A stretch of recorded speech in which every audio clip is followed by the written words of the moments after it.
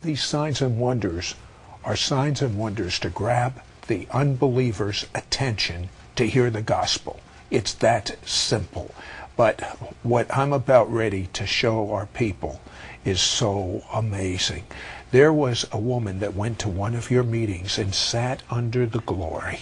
And when she sat under the glory, for hours and hours she was praying in the Spirit. And she was so in the glory that she literally, as a police officer said, went through a gigantic truck. Let's take a look at this right now.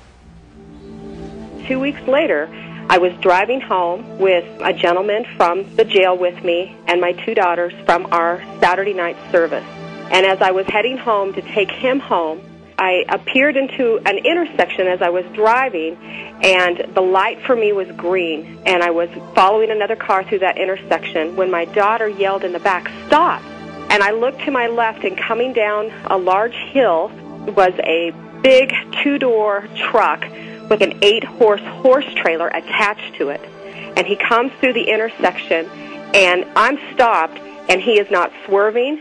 I can't do anything, and within seconds, I feel him hit my car. Everybody in the car felt the impact, just the movement of the car inside. And then all of a sudden, it was like we were separated from this world. It was like almost dreamy. And then all of a sudden, after that happened, I started seeing, along with everyone else, his truck, piece by piece, pass through my car. Sections of it. I mean, I remember sections of it, and thinking in my mind, he's hit my car. I know that we've just had an accident, but I don't feel any of the trauma of this accident. He passes all the way through with all of the horse trailer, and I look to the right on the final passing, following his car, and there's a police officer there, and it's one of our undercover officers. He's not in an actual vehicle, but he goes up and puts a red light on and follows him.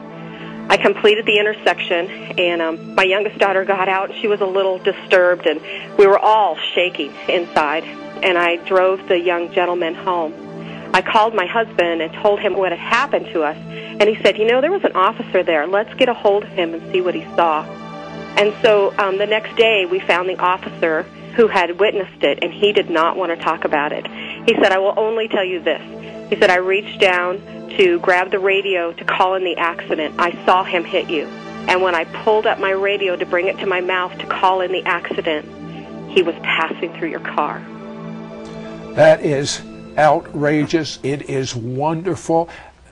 David, how did she get into that realm? Well, it's funny because that last night in those meetings, she was there with her church group, and I actually talked about how in the glory, the sound waves in your body, because we're made of sound, expand when you're in the glory. When you're in the presence of God, you feel like you're getting lighter, and things are just like you're floating almost. So I was actually teaching on that realm how it happens. And when you talk about something, it opens up the realm for it to happen.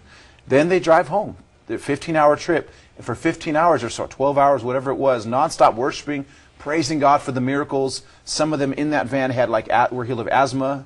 They had insulin, and that's when it happened. But they were in such a realm of glory, the molecules in their body, even on the vehicle, just began to expand like a cell phone. The sound waves go through walls.